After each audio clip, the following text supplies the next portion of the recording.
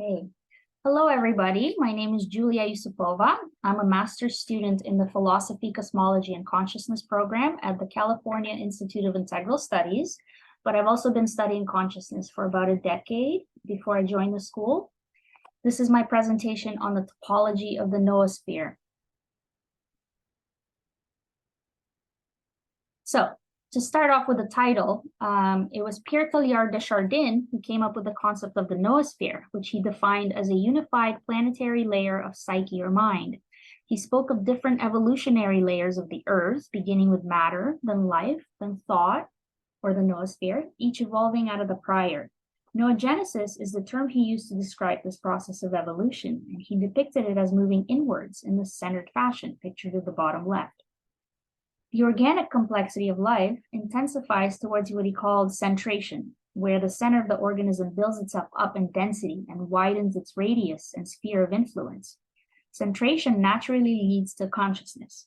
When this happens at an individual level, we get conscious beings like humans, but because there's been no major evolution in the brain for the last 20,000 years, but the population of the Earth is constantly increasing, de Chardin thought that noogenesis would start to take place at the collective level and eventually produce what he called the omega point, which he defined as the ultimate convergence. The way I personally picture this is when the noosphere becomes one grand unified conscious subject versus the many subjects or different minds we have now. He predicted that the whole universe would continue in noogenesis and essentially converge to a final omega point.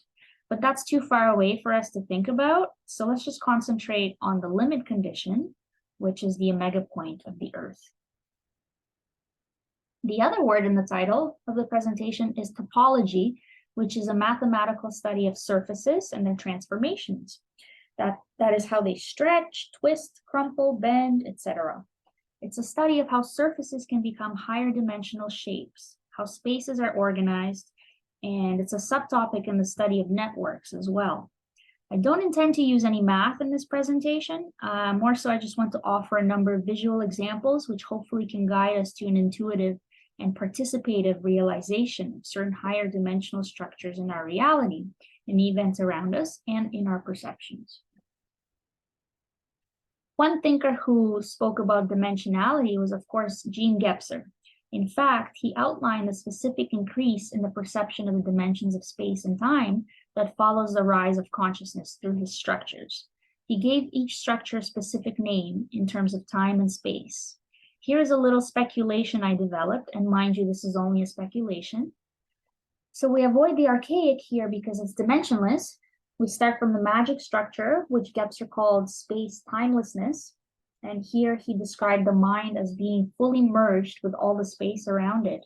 So we give it the number of space dimensions, 1, because of this wholeness of space here. The number of time dimensions, 0, because it's timeless. So the total number of dimensions of both space and time for that structure is 1, as shown on the right column. The mythic he called spaceless temporicity. So it follows that number of space dimensions is 0 for spaceless, and number of time dimensions 2, as Gebser specifically defined in his writings. The mental, then, as we all know, we use 3 dimensions of space and 1 linear dimension of 4 time, for a total of 4 dimensions. Now, from this last column, we start to see a kind of harmonic doubling ratio developing, from which we can hypothesize that the integral would then have a total of 8 dimensions. Gebser also specifically tells us that the transparently diaphanously emerging space of the integral will no longer be 3D, but 4D, which through subtraction, we can then see that there will be 4 dimensions of time. But we can also see this in another way, as he outlines the process of mutations that produce the structures. Each mutation is a severance. So magic 1D space severs into mythic 2D time. Mythic 2D time severs into mental 3D space. And mental 3D space severs into 4D integral time. So we can see in the integral, we would be experiencing something like 4 spatial and 4 time dimensions. Now I'd like to share with you a part of the inspiration for this presentation, which was a series of dreams I had as a child. In the first dream, I was playing hide and seek with my friends, but I was observing myself from the side, from a third-person point of view, not out from within my own body as we do in our own waking lives. In fact, all my dreams had been in the third person perspective up to this point. I remember I started to wonder why my dreams were like this. So in the next dream, where I was again playing hide and seek, I remember myself actually forcing myself to merge with my body in a kind of spontaneous lucid experience. And after that, my perspective became the normal first person perspective, and my dreams forever changed into that as well. But I began to miss that original third person perspective, and the whole series of these dreams and their mysterious meaning had remained on the tip of my consciousness up until now, just hovering there as if there was some message in this whole experience for me to decipher. Now, analyzing the two dreams, I can establish that in the first, the observer and the self are separate. So the observer is what is watching, and the self is what I identify as me, are actually separate entities. And in the second dream, the observer and the self are merged together into one. We can in fact call this separation of the observer and the self in the first dream a split in agency. Many spiritual traditions like Buddhism, for example, similarly speak of the self as a construct. Likewise, we can identify somewhat of a similar split between consciousness and the unconscious, for example, as well there's another similar split between the personal unconscious and the collective unconscious. So Teilhard wondered whether the omega point would be multi-centered or unicentered. Would it be composed of many individual minds or be truly unified into one grand mind with one center of control or will? He asked, would the earth become a super family or a super individual? In this question, we see the resonance of the same mystery of agency. And what I try to argue in this presentation is that we can already begin to see phenomenological signs of multiple centers, multiple minds, and multiple space-time events merging into one. Going back to the concept of the unconscious, it has a large role to play in mediating the split of agency within each person. For one, it houses various energies, forces, intelligences, and personalities known as archetypes. These express in multiple ways, including imagination, emotion, memories, mental associations, ideals, beliefs, fantasies, symbols, and of course, dreams. Archetypal manifestations act autonomously, which means they're not spurred on by conscious agency or willpower. They feel as if they come from somewhere else, as if we're directed by another being to express them. They also often appear as characters, which exemplifies the multiplicity of agencies that can exist within an individual. As well, archetypes manifest as actual physical, super, or transpersonal events known as synchronicities. I'll give you a few personal examples and a little bit of my own history just to orient you. After I learned to meditate, I began to experience things like clairvoyance, telepathy, and synchronicity at very high rates, often hundreds per day. I would have visions, for example, and soon after there would be a physical event that would essentially have the same information as what the vision was trying to show in symbolic form. This is actually one way that Carl Jung too described the manifestation of synchronicity, as in a dream or vision, followed by a physical event. And then eventually I began to also see multiple physical events showing repetitive archetypal themes. Photography helps me record a lot of my synchronistic examples. So for example, I took this picture of myself on the left just before going kayaking. And later that evening, when I was passing through Greek town, I took this photo of the artwork of the goddess Athena. And only later, when I was looking through the photos on my phone, I noticed that the two very much resemble each other. I'm standing in the same pose, we're holding a long spear-like object, and I didn't consciously try to look like Athena because I didn't even encounter that Athena photo for the first time until later that evening. But it is as if her archetype was channeled through me in the kayaking photo. Another example on the right is my friend bought me these monarch butterfly earrings from Mexico, which were blessed by a tribe. I wore them and took a photo in front of this monarch butterfly mural that's just outside my work. And soon after the same morning, I received a random spam email from an astrological service where the first line says, Julia, I had a vision of you being guided by 6 monarch butterflies. So, and now look, there's 4 butterflies in the mural, 4 big ones, and then 2 on my ears. And so that's 6. So, it's these kind of experiences that are called archetypal experiences. And here's another very important special example. This is a photo of me as a child looking deeply concentrated on a clock on my dad's bookshelf. And the book title says Quantum Field Theory in Russian. My dad has been one of the greatest inspirations in my life. He was like a literal rocket scientist, engineer, physicist, information technologist, and an Aquarius moon. So he was a real futurist. But at the same time, he was also very spiritual and mystic. He loved traditions like Buddhism and Hinduism. And my childhood was always spent hearing him talk about various theories and ideas. So he really instilled these deep interests in me from a young age. First of all, seeing this photo again during my studies at CIIS led me to grasp an understanding of this idea that time, symbolically as the clock in the picture, is tied to quantum fields, symbolically the title of the book. Secondly, notice the stripes on my overalls and how similar they are to the stripes on the spine of the book cover. This is what I call a repetition of an image, and this is what happens in synchronicity as well. This is a one marker to identify it. And finally, the most potent and emotional portion of this experience was when me and my dad watched the movie Interstellar together shortly after. And we have this tradition about once a week where we watch a sci-fi movie together. So in the movie, the astronaut and the father, Matthew McConaughey, goes into a black hole and finds this place from where he can observe all different times happening at once. So he chooses a time from the past when his daughter was young and in a room in their house looking at a bookshelf. And he's on the other side of this bookshelf from inside the black hole, and he has to get a message across to her. So he starts pushing some books off the shelf in a kind of coded message. So the little girl remembers this moment from her past when books would mysteriously fall off the shelf. And when she grows up, she remembers this experience, deciphers the code, and essentially helps to save the world, which is in trouble in the movie. So watching this movie with my dad and being reminded of this photo, which is so resembling of the movie image, was very emotional and powerful for both of us. And this was a super meaningful synchronicity. Depth psychology is heavily based on the idea of image, which, by the way, doesn't only mean visual. An image is like a packet of information which can be sensed via different senses. But here, I would also like to turn your attention to the definition that was established by Henry Bergson. He used an example between counting and number to illustrate this. When we count, say 50 sheep, we focus on one sheep at a time. We tally 1 sheep, 2 sheep, 3 sheep. So we're going through each image as in a sequence in time. Now, the flowing of perception through time is what Bergson calls duration. Whereas a number, when we are told of 50 sheep, we picture all 50 sheep at once in one image, or we picture the substituted symbol of the number 50 at once.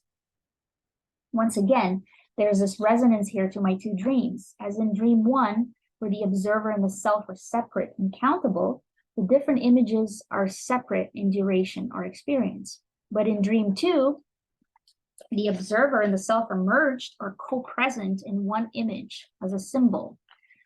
What this is all pointing to is, once again, what we call our regular conscious self within our body is basically a static compressed symbol, a construct of separates.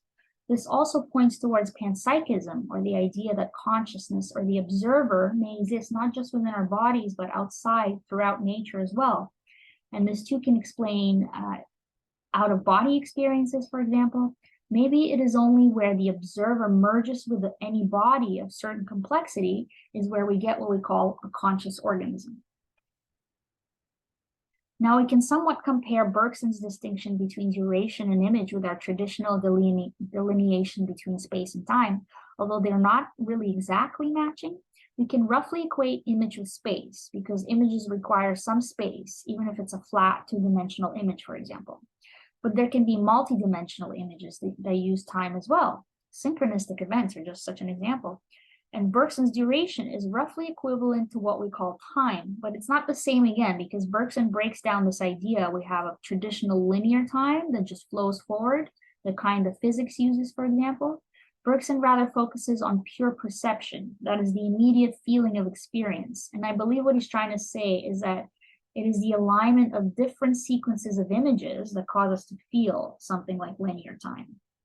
So here's a distinction between the traditional scientific Newtonian and Einsteinian theory, which presupposes linear flowing time and a receptacle container-like space of the whole universe, and this alternate view based on Bergson, which only imagines everything to be a kind of ever-present now moment with various images either floating in and out, or in fact being constructed in various sizes, shapes, and dimensions out of the now moment. This is also resonant with Alfred North Whitehead's philosophy, where actual occasions or units of reality are too imagined as their own space-time. There's also this question of, can there be experience of pure duration without any images? And this is the goal of things like transcendental meditation, for example. But in the majority of our daily experience, we encounter multitudes of images, and there's a metaphysical purpose to imagery. Here's another portion of Bergson's theory. He stated that space is necessary to count, localize, delineate, and touch objects. Two objects cannot permeate each other in the exact same space. This is what he called quantitative multiplicity. So in objectivity, we are heavily focused on space and image because this is how we perceive things separate in their spaces. Whereas qualitative multiplicity is a state where objects can indeed permeate each other in the same space. This doesn't really happen in our regular external world at the macro level, but it does happen at the micro level in quantum mechanics. And if you think about it, it also happens within our own minds, where different thoughts and conscious elements merge one into another. So this state of qualitative multiplicity is closer to subjectivity. Similar kinds of distinctions have been noted by other thinkers and in other areas. So for example, William James noted the transitive and substantive parts of thought. He described the transitive parts are like flights of a bird where the thought is moving and it's more of a process. And the substantive parts are like the perchings of a bird where the movement of the train of thought stops and the content of the thought comes more so into focus. Here too, there's this duality between process and staticity as in duration and image. Quantum mechanics, of course, has made this duality famous and with the wave and particle aspects of the subatomic particle. So the particle is captured in the realm of actuality in its precise position or momentum, but it's also said to exist as a wave spread out in space in the realm of probability. And in perception too, there's this difference between the content that is held in our consciousness at a particular moment and everything else that is perceived subliminally or held in the unconscious. When we look at this famous visual illusion of the young lady and the old lady in the picture, we never see both women at the same time. Just like the different particle positions, we can only see one at a time. And every so often, if you look at the image, it switches. That's the other image arises out of the unconscious, and the first one falls back into the unconscious. So all these distinctions between process and stasis, wave and particle, duration and image, these can all be pointing to the fact that mind is actually quantum in nature, or possesses this duality of aspects. Now we can talk about the transition between images and events. For simplicity, let's think of an image as a symbol depicted on the flat two-dimensional surface, and let's think of an event as the same symbol acted out in higher dimensional space-time. So from this, if we look at the diagram here, we get two mechanisms of projection and compression. Projection is shown at the bottom here, where the flat image gets expanded into the event that occupies larger space and time. On the other hand, compression is the opposite process, where the event gets compressed from larger space-time into a flat symbolic image. And we can think of these two processes as modes of information processing, as well as ways that information can be sent and received between different levels of complexity and being, which occupy different numbers of dimensions. Examples of information compression. So memory is a major instance of this. We remember full-blown detailed events of the past as less detailed, more vague images. This is because real-life events get compressed into images, and hence much resolution and details are lost in the process. Then there's something called post-cognition. These occur a lot in hypnagogia and hypnothompia, which are the states of consciousness right before sleep or right after sleep. During these states, it's common to begin seeing or sensing various internal images.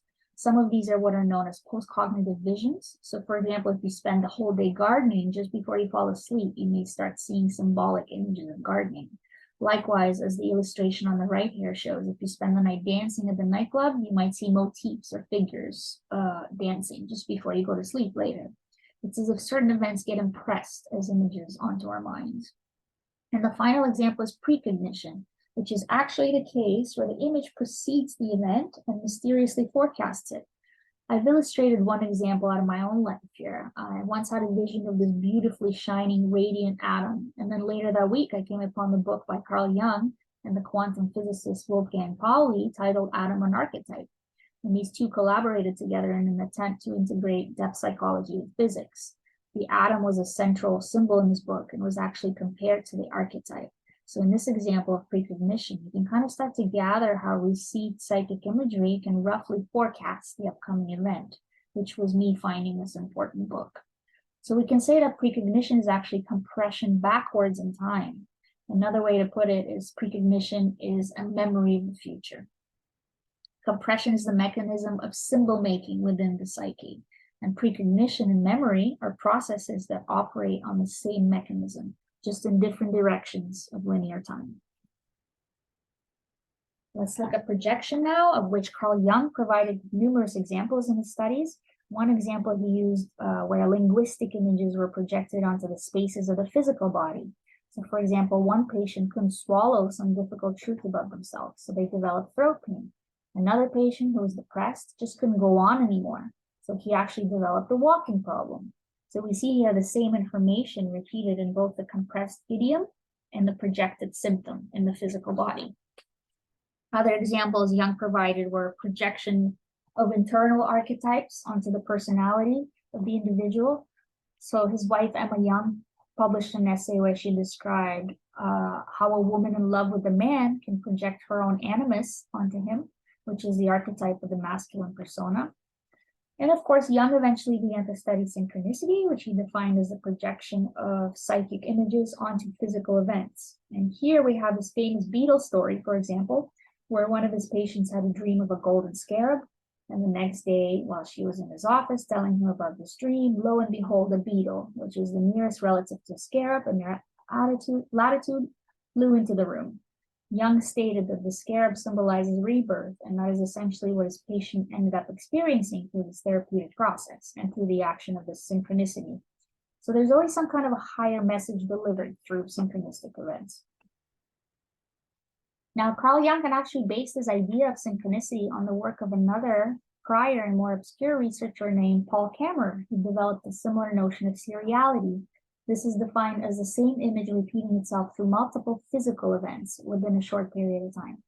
Kammerer did not actually believe in psychic phenomena, so his study concentrated on purely physical events, but he spent his days observing and classifying the ongoing stream of events. He noted and analyzed coincidences in terms of patterns. He noted clusters of repetitive motifs, which he called series. For example, one night he went to a concert and his ticket number and his coach check ticket number were both the same number 9.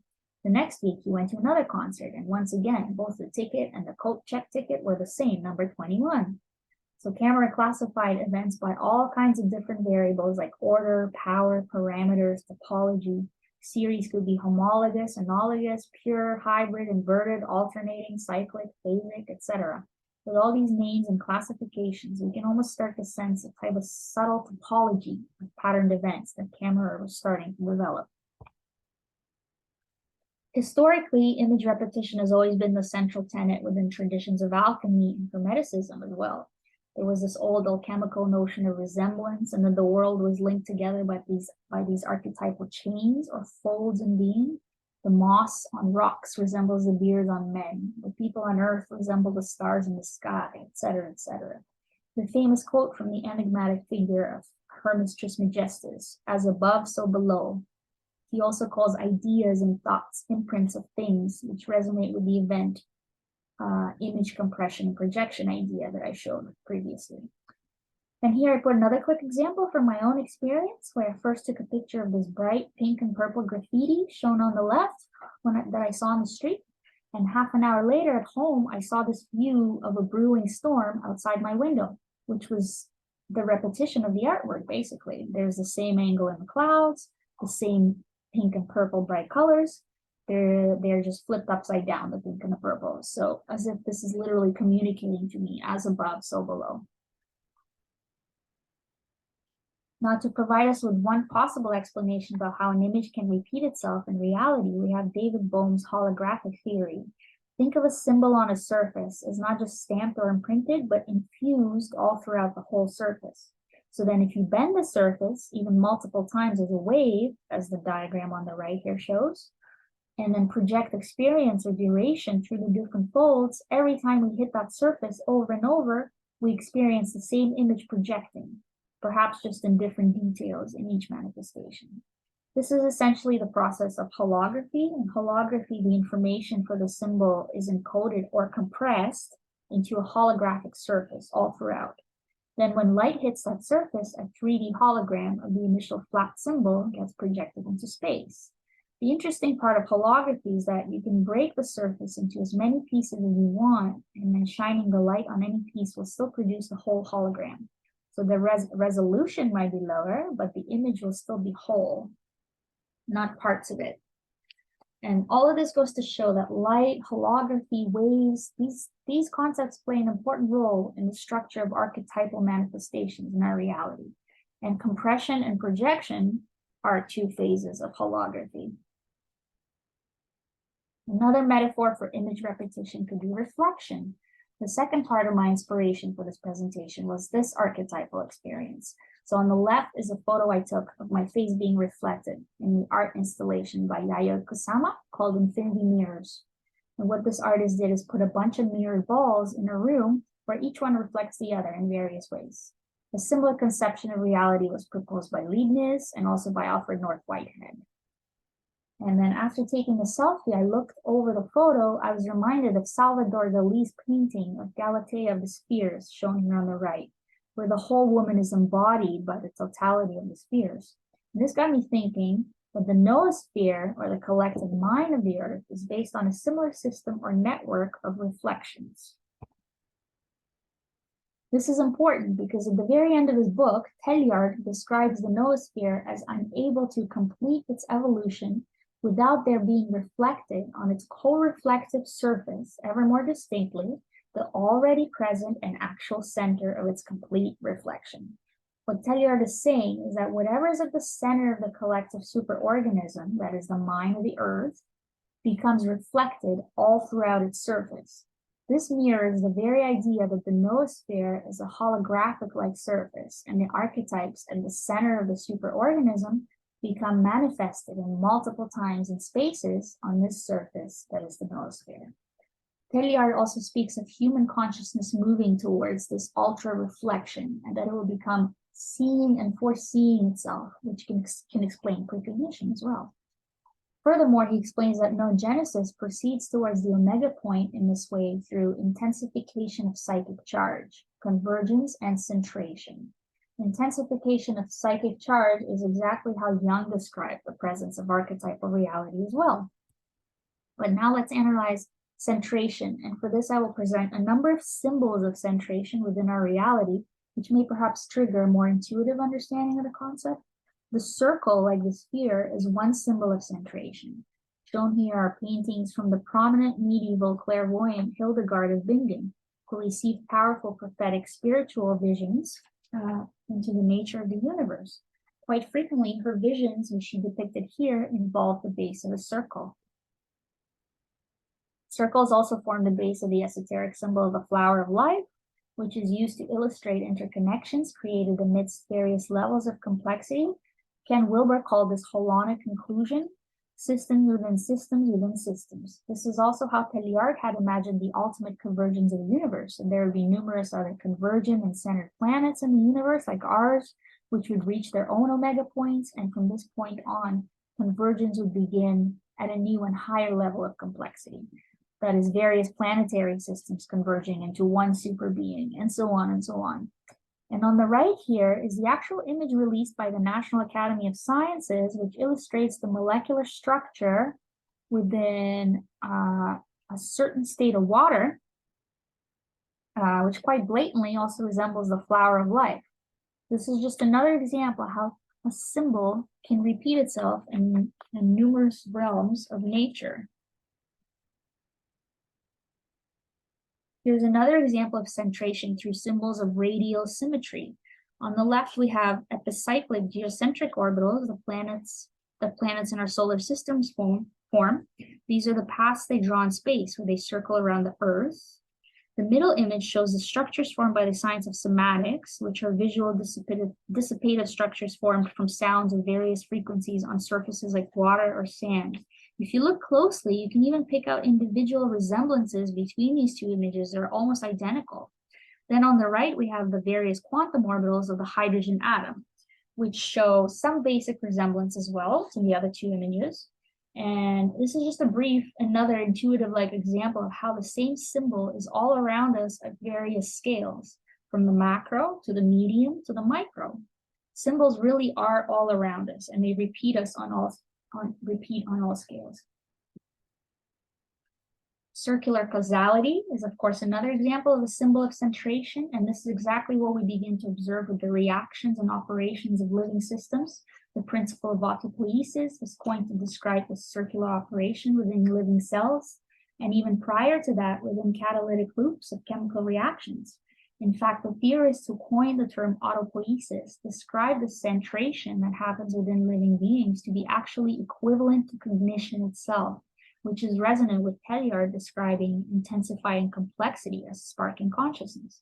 This is how the circulation inside the organism becomes coupled in another loop with the environment itself. And this is how we begin to move towards the holonic conclusion that was described earlier, the system within the larger system. And here, let's also be reminded that the sphere was a symbol that Jung used to describe the archetype of the self. So the sphere and centration is the self. Finally, Teilhard talked about convergence, which can be described as this force or movement or packing towards the center. The pictures below are taken from one early theory of how life, or more precisely the first living cells, formed on the prehistoric Earth. It started from lipid membranes that existed in this prehistoric catalytic soup of chemicals.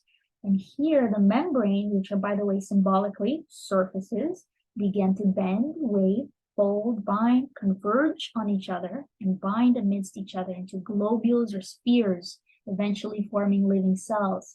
So these descriptions could easily be called transformations, similar to the ones described by topology, and something like what was described by Kammerer with all the interconnected patterns with event series that he saw. So this may be a perfect symbol for how we can picture the surface of the noosphere too, perhaps converging on itself to form a higher dimensional globule or super being that is the omega point. And finally, to briefly relate everything I've talked about archetypal reality to Jean Gebser's concepts of integral consciousness and aperspectivism, which comes to the fore, with archetypal experiences, we start to realize the multidimensionality of time and the spiritual origin of all consciousness. We begin to experience a non-linear seeing from all sides, which is defined as syneresis. And since when an archetype manifests itself, we usually see its image through numerous manifestations in different spaces and different times, this is essentially like seeing the same image from different sides. The magic, mythic, and mental structures remain evident within integral consciousness due to a diaphaneity or transparency of these layers. As in archetypal experiences, we have the kind of magic interconnectedness, the mythical presences, characters, and symbols, and the mental deciphering of logical meaning from the experiences. But I would also point out that we shouldn't completely throw away things like science, for example, just because it's mental. Because remember, in the integral, the mental is not displaced, but rather vivified. We do, however, need to integrate a more phenomenological and process-oriented approach to research, especially when we're studying archetypal experiences. Finally, both the integral and the archetypal function through direct intuitive perception, importation, or an awareing of truth, which is defined as volition by Gebser. So, will the omega point be multi-centered or unicentered? Is it possible that archetypal reality will intensify for each one of us to the point that our subjective experiences will be so meaningfully, synchronistically, symbolically, and reflectively interconnected that the boundaries between what is me, what is you, and what is, say, that portion of space and time over there will begin to blur and merge into one self? I believe that this is where we are headed, and this would signify the convergence of the one unified Gaian mind. I will leave you here with this last very vivid vision that I had one night.